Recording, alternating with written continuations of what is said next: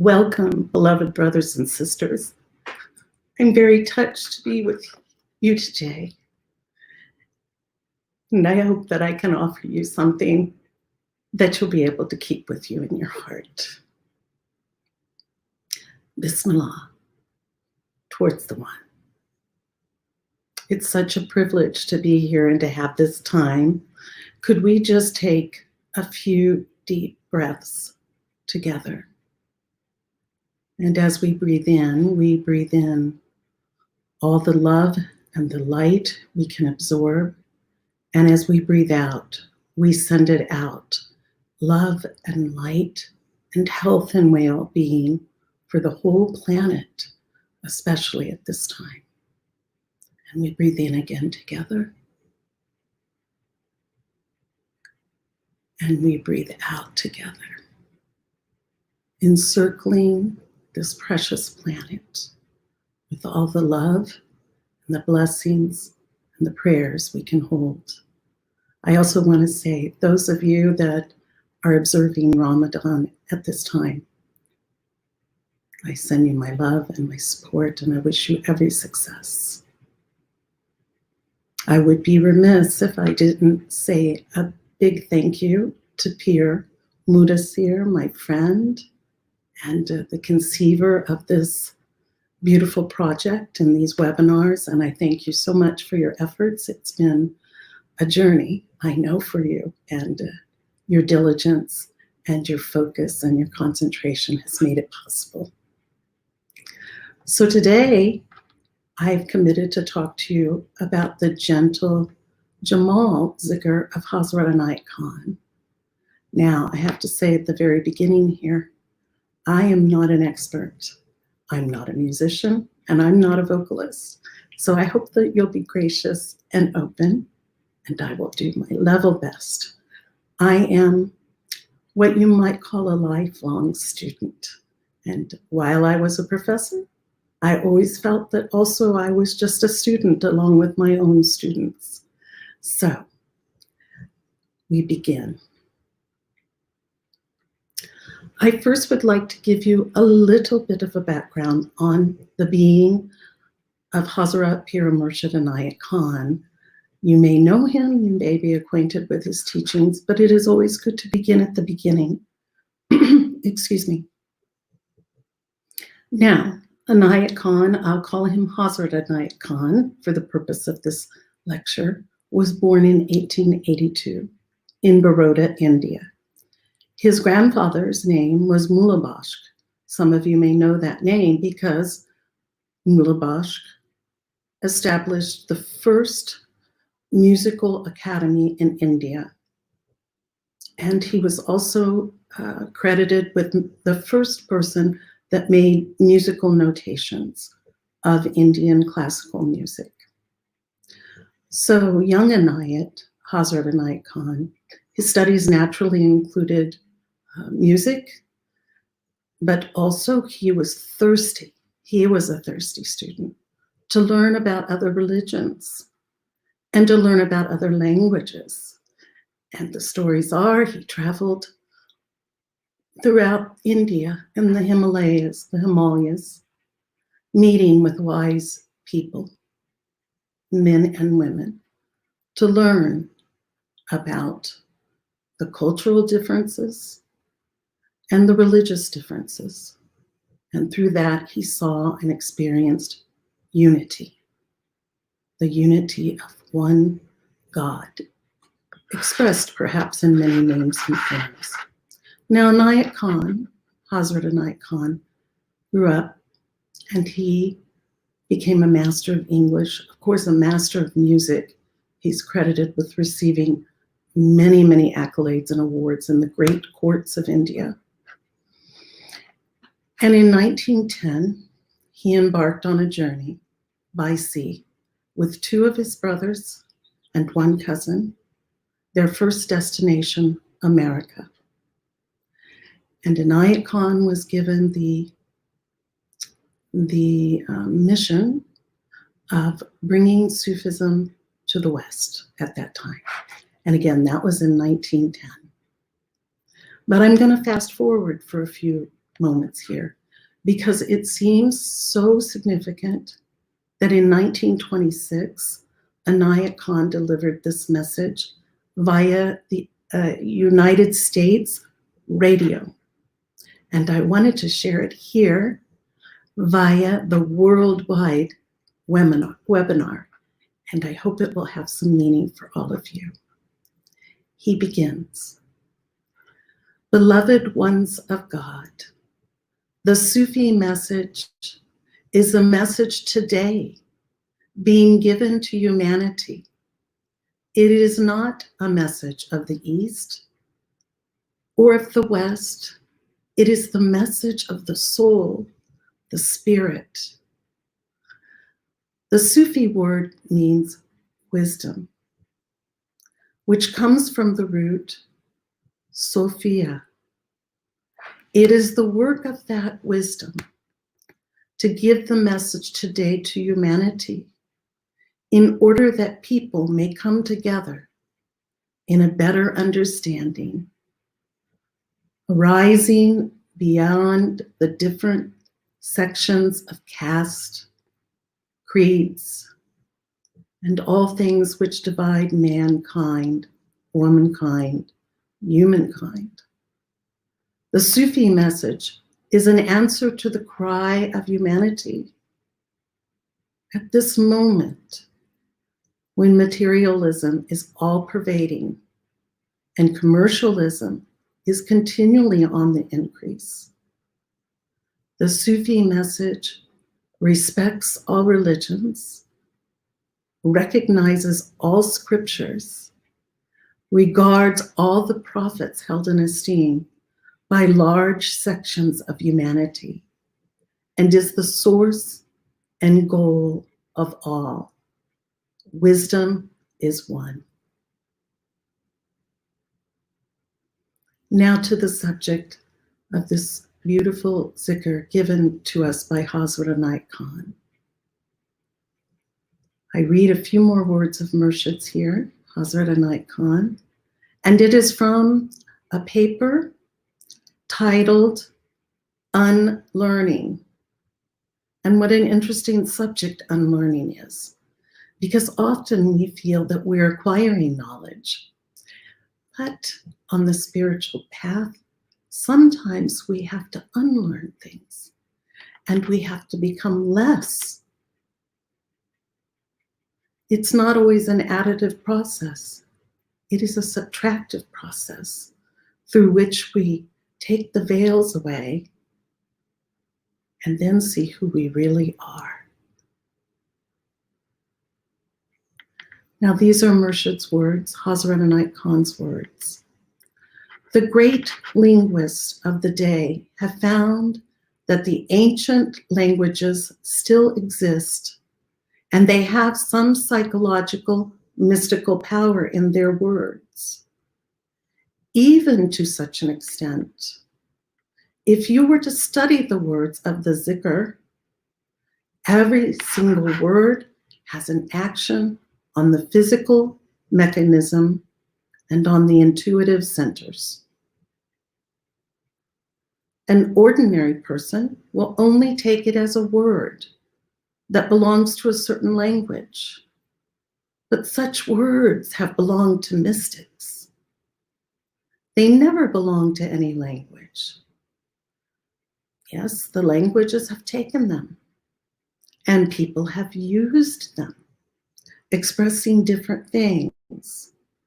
However, the mystics have gathered them together like a chemist, and a chemist who would collect herbs and drugs and flowers and minerals and all kinds of different things together in order to use them for medicine.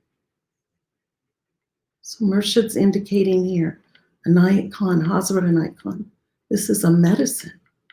So take this time together as a kind of medicine, not from me, but from beyond. The mystics have collected such words, words of great power and revelation, in order to produce desired effects.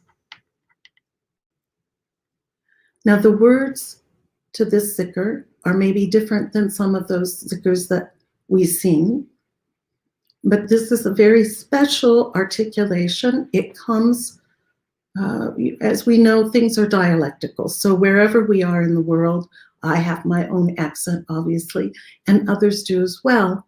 And likewise, the zikr takes on the uniqueness of the culture and the language. However, Inayat Khan zikr draws upon the Persian language, and therefore the words are La, El, E-L, La ilaha el Allahu. And we know, those of us that have engaged in zikr, this is the remembrance. And if we are blessed, it is the absorption in the one. And I'm sorry, I have a large dog here who has decided to bark at the front door. But I will correct him for just a moment. Excuse me. Parker, Parker, Parker, Parker. I think this might be our mailman, so you'll just have to bear with me as we move through this. Allah works in mysterious ways. So again, through the recitation of zikr, we, God willing, come to this realization that everything is coming from this one source and everything is returning to the one goal. And that the world of variety then disappears and we experience unity, union.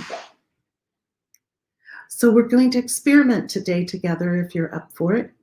And we're going to do a few practices leading to the zikr.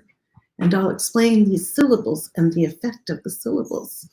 So the first, Hazrat Inayat Khan talks about the central word is El, E-L. Now, sometimes we hear it il, I-L.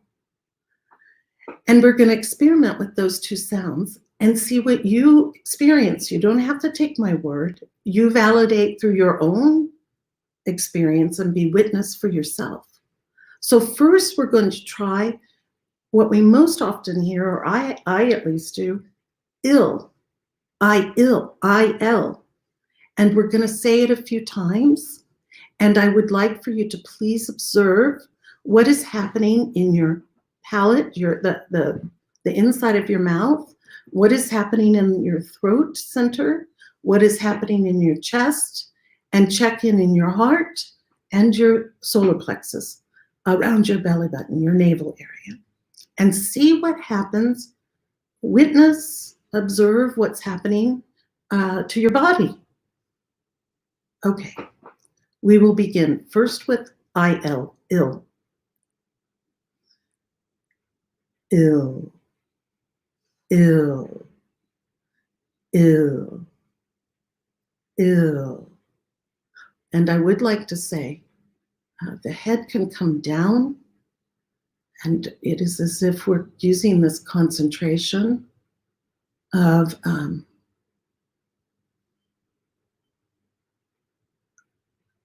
allowing the head almost like to strike a drum so that everything is cleared, or a bell, so the atmosphere becomes clear. So we'll continue with ill, ill, ill, ill, ill, ill, ill, ill, ill, ill, ill, ill, ill, ill, ill. Amen. Now, I don't know what your experience was, but you can think and analyze for yourself. For me, I could feel a kind of constriction or a tension, maybe even, at the very back of the palate and the throat. I could feel some vibration in my chest. And I felt a little bit of vibration in the lower abdomen around the navel. And now I'd like for us to use the word L and observe what happens again in the palate, the throat, the chest, the heart area, the deep heart, which is again around the navel area and the lower abdomen. And now we'll use L, E-L. And here, use this idea that we're hitting a kind of gong. You know, when you hit a gong, there's a reverberation that happens. It's almost like and perhaps this word is strong, but like a shattering of the idea of this small self, so that the shell can crack a little bit and open and let the true light come through. We do nothing of our own will. We surrender our will. So now we use L and think of a gong. L, L, L, L, L, L, L, L, L, L, L. Now to go just a further step, let us continue with the sound L and imagine that at your navel area, perhaps just a little bit below, there is a kind of both a mirror and a gong. And the vibration from this center rises and touches the heart. And again with L, E-L, L, L, L, L, L, L, L, L, L, L, L.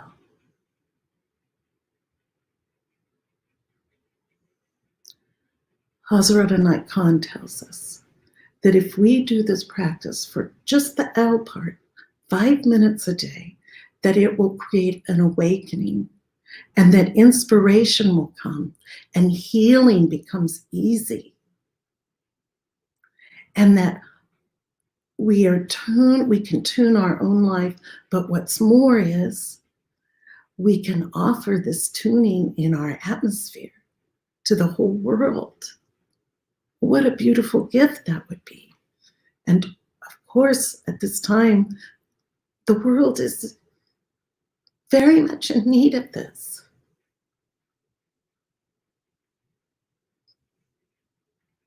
So think of it when we're doing this practice, or when you're doing the practice, if you should decide to continue, that you're connecting with all beings and you're offering this for the benefit of all beings.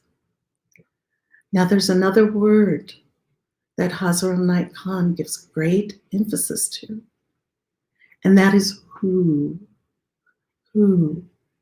And again, those of you that have performed Zikar, recited, we should say prayed Zikar, then you know this word and the power of this word.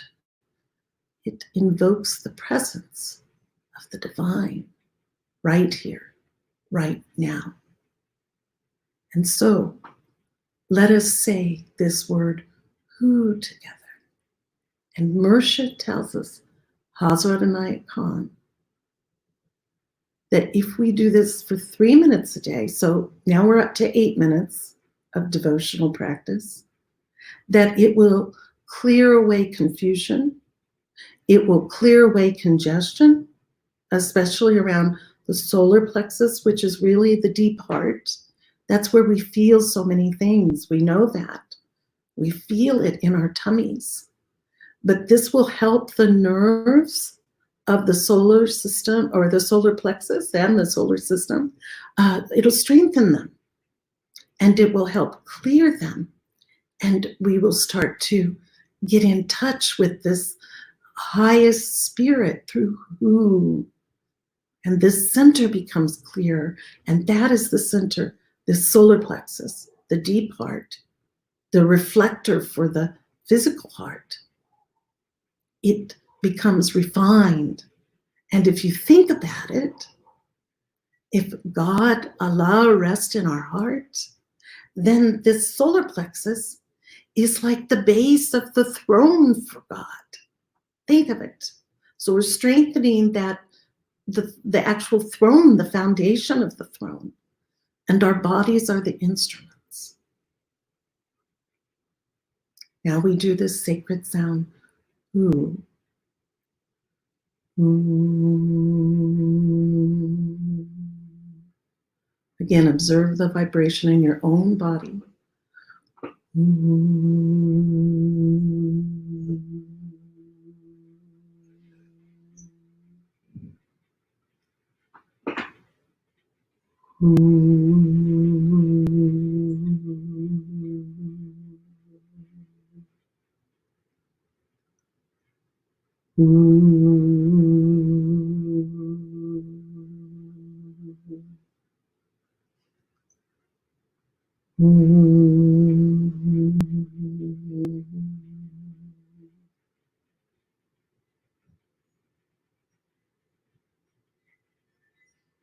Feel your body. Perhaps it feels a little different than when we began this session. Zikr is said to be able to arrange the atoms in both rhythm and in harmony. And when people come together to chant the Zikr, the power of the atoms becomes magnified. So think that that is happening now around the whole planet. And Zikr awakens the soul and brings it to both alertness, a sobriety, and an ecstasy. Not a sleepy, dreamy, but a really wide awake ecstasy and joy and peace. Awakened.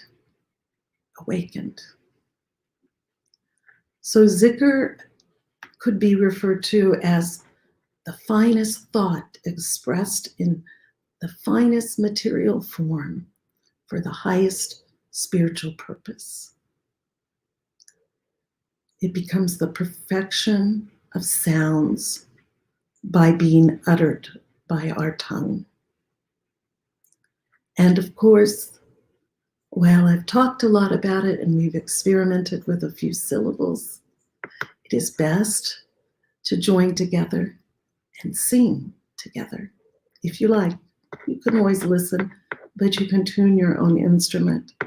And God bless you. You'll be listening to my voice and hopefully hearing your own join. But a little bit about this melody.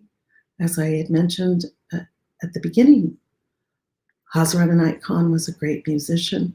And of course, he was a student of classical Indian music. And this Zikr melody comes from the Rag Biravi. And this rag is referred to as the queen of melodies. The queen, hence the Jemal, the gentle, the feminine, the beauty aspect of this Zikr. And as I said, the title implies in and of itself a feminine, gentle quality. The rag has what's called a kamal, or a gentle quality. And the notes are smooth, and they possess a kind of mesmerizing, and hopefully we'll memorize it as well, but a mesmerizing effect Again, bringing about a sobriety in the atmosphere, a feeling of love, and the consciousness is elevated and feels uplifted and expanded.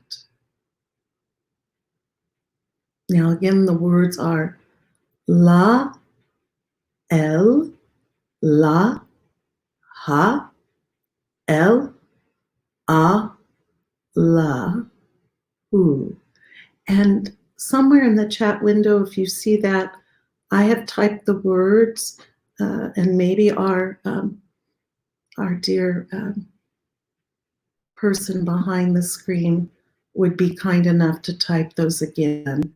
And I don't know if everyone can see them. Maybe live comments needs to be checked. But at any rate, just listen. The melody, repeats itself 4 times, and that's 1 round. Now, the first 2 melodies are the same. The third melody goes a bit higher, and the fourth melody line returns to that of the first 2. So you can just listen, and then when you feel drawn, please join me. And I am going to put my notes down here, and I am picking up a Shruti box, and so you will hear the drone of this instrument.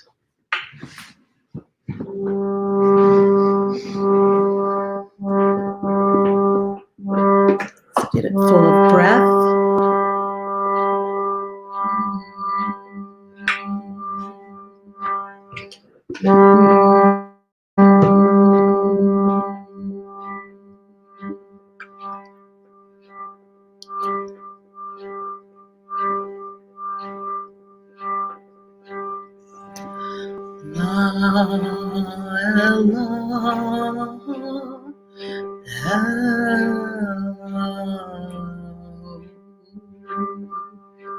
I'm going to stop myself, because if you join me, you might want to make a slight gentle rotation, as if you're circumambulating the Kaaba, the throne of God.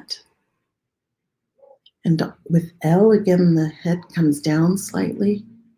We think of that gong at the solar plexus, the vibration rising to the heart and expanding in 360 degrees with light and love and wholesomeness and health.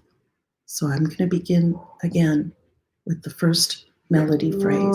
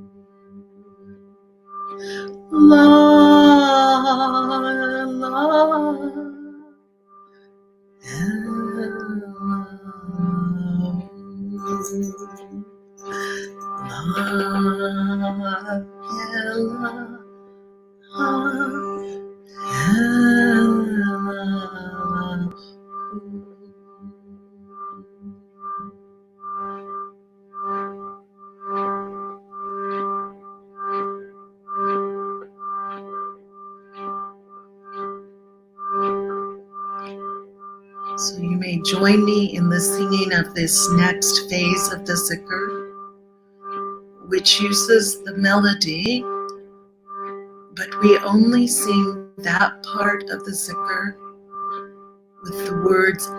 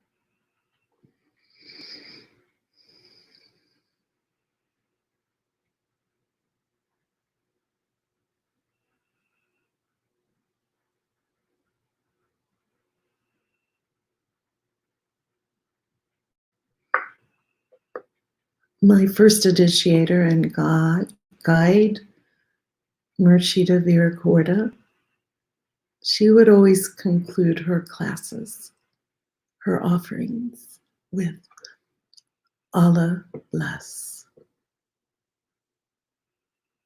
And may the blessings of God rest upon you.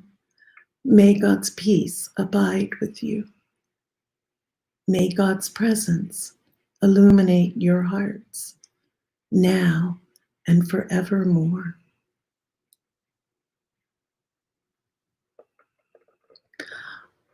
I am willing to answer questions, or we could continue to sing together. It's as you wish. Please let me know.